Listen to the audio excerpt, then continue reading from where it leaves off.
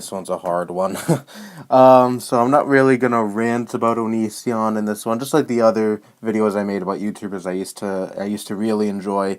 I'm just gonna talk about how I discovered the channel, how long I watched the channel, how much I liked watching the channel, why I enjoyed watching the channel, all that good shit. Maybe there will be some ranting in this, I don't know. Maybe I just can't help maybe I just can't contain myself in this, but I'm gonna try to keep the ranting on a minimum because I'm sure a lot of you know how much disdain I have for Onision, how much I fucking hate Onision. Anyways, I'm getting away from that. I used to watch Onision back in 2010, of course. I discovered his channel because back in 2010, I used to believe ghosts exist and shit, and I came across his comedy skits that involved him, like, ghost hunting and, showing the ghosts that are in his house, but of course, the joke was that it was people it was people having blankets over their heads and all that silly shit. So I discovered those videos and I actually enjoyed his channel. I watched his other comedy skits, which looking back now were fucking awful, but I enjoyed his comedy skits back then. I thought they were the funniest thing ever, and I was in third grade at the time. I was 9 when I was fucking watching this shit. And I thought, his videos are so fucking edgy and shit. I felt like I was really cool for watching them. Yeah, I know it's fucking stupid, but again, I was 9. Give me a pass. I thought it was like cool and edgy to watch this shit. I was like, oh, I'm 9 years old, and he's showing like blood and gore in his videos. Him killing other people, him killing himself in a few videos. I thought it was so fucking cool, and I thought, oh, me as a 9-year-old watching this shit, I'm living on the edge. Again, fucking autistic shit, but again, I was 9, give me a fucking pass.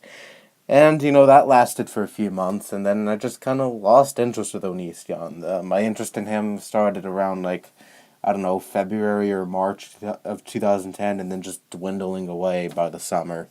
Onision was just a little fad, I guess, for me. I really enjoyed his shit for just a brief little period of time.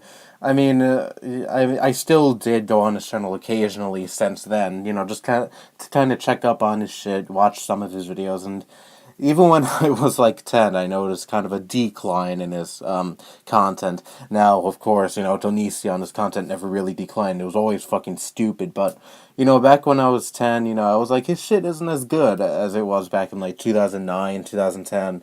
I guess a lot of other fans are seeing it too. I saw it in his comments too. They're like, we want the old Onision back. Anyone remember that? I don't know, but I remember seeing that in his comments. People were saying his old videos were much better, even though looking back they were fucking terrible, but, still, he thought his old videos were great, and his newer stuff wasn't so good. So I didn't really pay attention to his channel as much. I still did kind of pop in from time to time, but I didn't watch him all the time like I did in that brief period in 2010. So we're in 2011 now, around the summer of 2011, and I check up on his channel and I discover that he has a Speaks channel where, he gives his opinion on shit, more personal videos, him ranting on shit, stuff like that. It's not a comedy skit channel, it's a more serious channel where he talks about serious topics. And he also talks about his personal life on there, or used to talk about his personal life on there. And around this time, he was with a girl named Shiloh, a Canadian singer who was like, what, fucking 17 at the time he was dating her, and he was like, what, 20, it was in his late 20s at the time, I'm sure, when he was fucking dating her, which is fucking creepy, but that's the least of the, that's the least of it. This was around the time she was having her fucking mental breakdowns. They made that fake video where where she supposedly lost her memory, and he also made that video where she was threatening to, destroy his life. She was on the phone. She was saying, I'm gonna destroy you, and she said she was gonna be found brutally murdered, and she was gonna fucking put the blame on him. Fucked up shit like that, and it makes you wonder, why the fuck did he even put this shit on the internet? Holy shit. I mean, sure, it's fine to share shit from your personal life, but when you're fucking filming someone having a mental breakdown and putting it online for literally hundreds of thousands of people to see, I mean, that's just fucked up. It's just really fucked up, but I'm gonna try not to rant too much in this.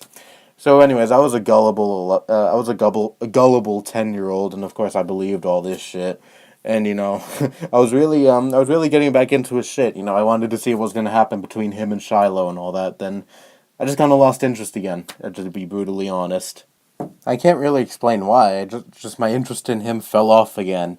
And in 2012, I barely paid attention to him.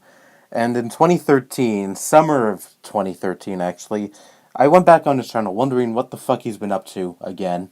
And I noticed that he was in a bit of hot water with some YouTubers, most notably Mr. Epsilon and another YouTuber called Some Guy 827. And I looked at these two channels, and I really enjoyed it. I actually watched their anti-Onision videos, and again, I enjoyed the fuck out of it. I was like, holy shit, I didn't know this guy was such a piece of shit. And then I was watching their videos, and I also watched some guy's videos. He made a lot of videos against Onision. He was like the OG Onision ranter, way before Joy Sparkle BS. Oh my god, like almost a decade before her. He was pumping up videos about him, and they were actually good, unlike Joy's, But unfortunately, all of his videos are gone. Almost all of his videos are gone because he's just not interested in YouTube anymore and just stuff like that. But he was great, like honestly. And Mr. Epsilon, he made good videos against Onision as well. And people like Undertaker Freak also made videos against him. They were like the OG Onision ranchers because this is way before Onision was like hated by most of the YouTube community. This is before Onision was such a big laughingstock in the YouTube community. He once had a lot of loyal fans, and of course, he burned bridges with a lot of YouTubers, and a lot of fellow YouTubers didn't like him, but no one really spoke out, Again, the hatred against Onision wasn't almost unanimous like it is now. It was just a very different time, and, back then, hating on Onision got you a lot of hate, instead of a lot of praise and a lot of subscribers like it does now. And he had some of the dumbest fanfucks I've ever seen. I remember going into the comment section to people like Repsions and some guys' videos against him and seeing some of the most retarded ass comments I've ever seen in my entire life. Oh my god. And the thing is, a lot of these people probably aren't even Onision fans anymore because either they grew up or saw the lights or, liking Onision just isn't cool like it once was, if it ever really was very cool. But again, Onision once had a pretty powerful following. Like, he had a lot of, mostly teenage girls eating this shit up. They loved the fuck out of Onision, and now look at his fucking channels now. Holy shit. Fucking, like, I don't know, a lot of them have, like, over 1 million subscribers. Some well over 2 million. And they can't even hit 10,000 views. I mean, how the fuck does a channel... perform that badly? But I'm skipping ahead a bit here. So, I hate Onision and all that. I still hate Onision, of course. But again, he still had a lot of fans backing him up. A lot of fans white knighting his fucking pimple-filled ass. But that wasn't. But I think this all came to an end in June of 2016. What happened in June of 2016?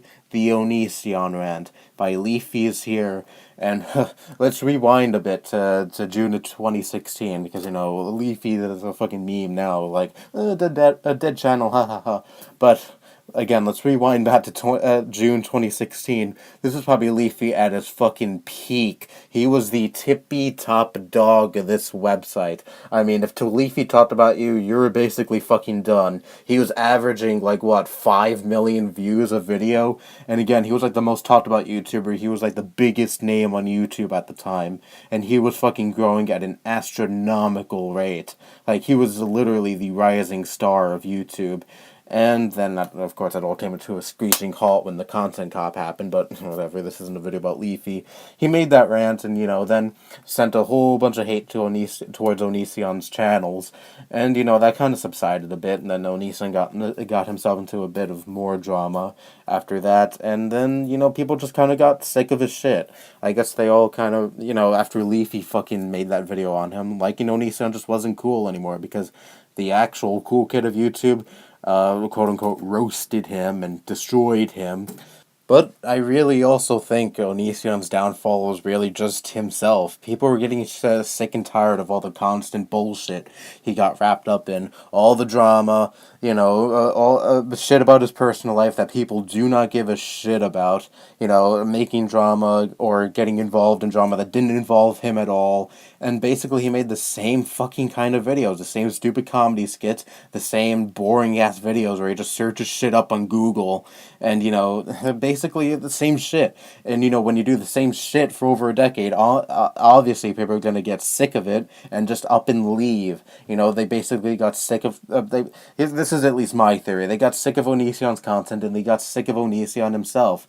Partly also because he just wasn't cool anymore. The again some huge YouTubers called out Onision, and naturally when a lot of people don't like something anymore, a lot of other people follow suit, even if they're incredibly loyal to that thing that a lot of people don't like anymore.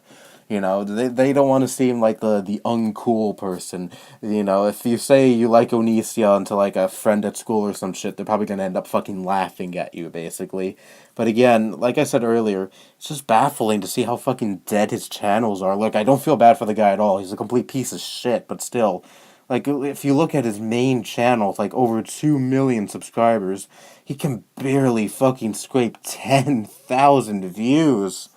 I mean, again, how the fuck does a channel fail that badly?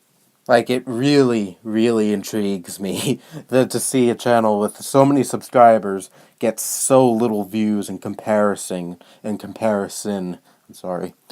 But anyways, he also, constantly complains about this. Even to this day, I still see some videos of him complaining, saying, "Oh, YouTube is killing my channel. Doesn't want me here anymore." Okay, let's humor him a bit. Let's say YouTube is killing his channel. Let's say YouTube doesn't want him to succeed, even though all the other channels that say YouTube is killing their channel don't suffer nearly as badly as Onision is right now. But and anyways, let's say this is YouTube's doing. Even so, do you really think making a bunch of fucking videos complaining about this shit is going to help at all? Because I don't think anyone in your audience, even your most hardcore fan fucks, want to see you fucking whine, piss, and moan about your decline in subs, your decline in views. How about instead of pissing and moaning, you actually fucking do something about it? Maybe if you try some new shit with your channels, then maybe you'll see an increase in views or an increase in subs, and even then, you know what? Hey, you tried. I mean, you've made so much money off of this YouTube shit that you're basically set for life. So you really shouldn't be fucking complaining. But again, to people like Onision, there's never enough money. He's basically one of the biggest money whores on YouTube. I mean, holy fuck! At one point, he made his main Onision channel pay to watch. That didn't last long at all. His content is free. His content on that channel is free again because obviously that was a huge, gigantic fail. But anyways, Onision, you had your run. You made all your money. Again, you could quit YouTube tomorrow and you'll be completely fucking fine. Even though you say, "Oh, I'm gonna lose my house," and all that shit. No one's fucking buying it. Of course not. You see the insurmountable amount of videos debunking all the shit that he says, and he still calls himself the facts machine. Yeah, no shit, he calls himself that because apparently, he spews all the facts. Which is just fucking laughable. But now his channel's just completely dead. Even now, at this point, anti-Onision videos do better and rake in more views than actual Onision videos. Think about that. I mean, I've seen channels that just start with Onision rants, and they get like 100,000 views a video, and they get like 4,000 subscribers within their first week of YouTube. Joy Sparkle BS was a prime example of that. But anyway, that concludes me talking about Onision. I used to watch Onision. Yes, I am very, very, very, very, very, very, very, very, very ashamed to admit this, but I did at one point. I loved the fuck out of his channels, and I ate all this shit up for a brief period of time. But of course, now I'm older and wiser, and I know how much his content was and always is garbage. And of course, I know that he's a complete piece of shit now, and of course, I'll never ever support him again. So, anyways, there is one more YouTuber I want to talk about. in this little series. I did say I have 4 YouTubers I want to discuss in this little I used to watch insert YouTuber here series. Well, I guess you can't really call it a YouTuber per se. You know, it was a channel that was really popular back in the 2000s and early 2010s.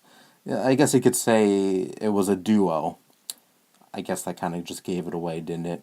Anyways, until then, that's all I have to say. Bye-bye.